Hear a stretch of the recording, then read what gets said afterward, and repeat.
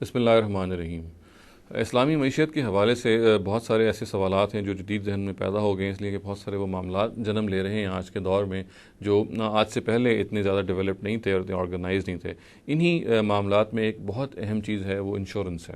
Insurance ہمیں یہ معلوم ہے کہ بنیادی طور پہ ایک باہمی امداد کا ادارہ ہوتا ہے، یا ایک باہمی امداد کا ایک سیٹ اپ ہے، ایک ٹرانزیکشن ہے، جس کے نتیجے میں اگر کوئی شخص کسی وجہ سے کوئی نقصان اٹھاتا ہے، خواہ وہ کسی ایسٹ کا نقصان ہے، خواہ وہ کسی جان کا نقصان ہے، تو اس کی کچھ درجے میں تلافی کی جاتی ہے اس معاہدے کی روح سے۔ اس کے بارے میں ظاہر ہے کہ کوئی اعتراض اس لیے نہیں کیا جا سکتا کہ یہ ایک باہمی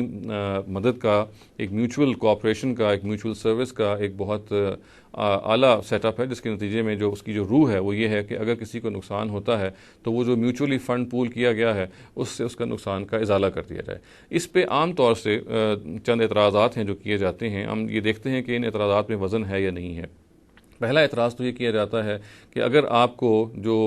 آپ جب انشورنس کرواتے ہیں اس کے نتیجے میں جو آپ ظاہر ہے کچھ انسٹالمنٹس دیتے ہیں، اس کے نتیجے میں جب آپ کو اگر کوئی انشورنس کا پیسہ واپس ملتا ہے اور وہ ان انسٹالمنٹ سے زیادہ ہے تو کہا جاتا ہے کہ اگر وہ چونکہ زیادہ ہے تو یہ ایک سود کا معاملہ ہوگا، اور یہ وہ زائد اماؤنٹ جو ہے وہ ہرگز آپ کو ایکسیپٹ نہیں کرنی چاہیے۔ اگر آپ یہ کریں گے تو اس کیس میں وہ جو انشورنس پالیسی ہے وہ ایک سودی پالیسی ہوگی اور آپ اس سے فائدہ نہ اٹھائیں۔ ایسی پالیسیز بھی ہوتی ہیں جس میں جو اماؤنٹ آپ انسٹالمنٹ میں دیتے ہیں اسی کے برابر آپ کو واپس مل جاتا ہے، تو ظاہر ہے اس پہ تو اعتراض نہیں کیا جا سکتا، مگر ان پالیسیز پہ یہ کہا جاتا ہے کہ جہاں پہ آپ نے جب کوئی قسط دی ہے تو اس سے اوور اینڈ ابو آپ کو جب واپس ملتا ہے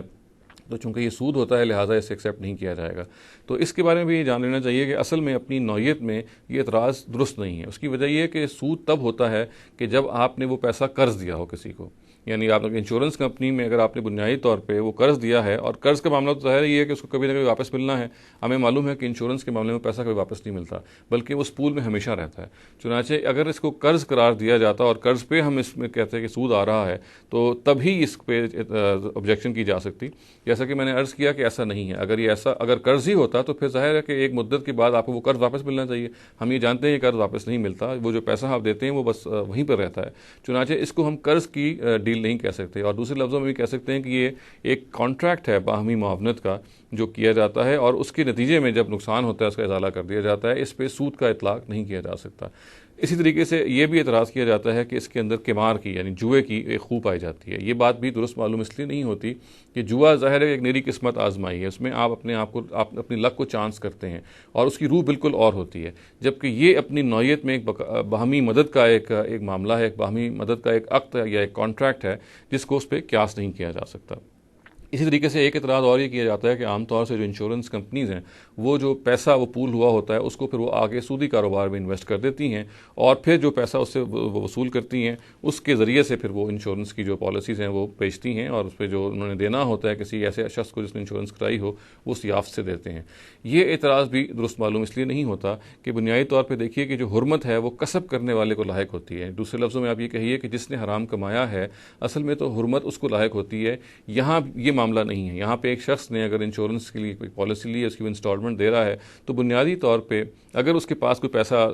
دوسری جانب سے آ رہا ہے اور اس میں اگر فرض کیجئے کہ سود کی علائش بھی ہے تو وہ بنیادی طور پہ اس کے لیے ممنوع نہیں ہے۔ یہ ضرور ہے کہ اگر وہ ایک اعلیٰ درجے پہ رہنا چاہتا ہے اور کوئی بہت متقی شخص ہے تو اس سے اجتناب کرے تو بہت بڑی بات ہے اور بہت اجر کی بات ہے۔ تاہم اگر وہ اس پیسے سے فائدہ اٹھاتا ہے تو اصل میں چونکہ وہ حرمت اس کا کسب اپنی نہیں تھی، اس نے وہ حرام خود نہیں کمایا تھا، تو ہم یہ نہیں کہہ سکتے کہ اس نے کوئی ناجائز کام کیا ہے۔ یہ وہ بنیادی اعتراضات ہیں جو انشورنس کے بارے میں یا بیمے کے بارے میں کیے جاتے ہیں۔ جیسے کہ میں نے عرض کیا یہ تینوں اعتراضات جو ہیں یہ کوئی حقیقت یا کوئی وزن نہیں رکھتے۔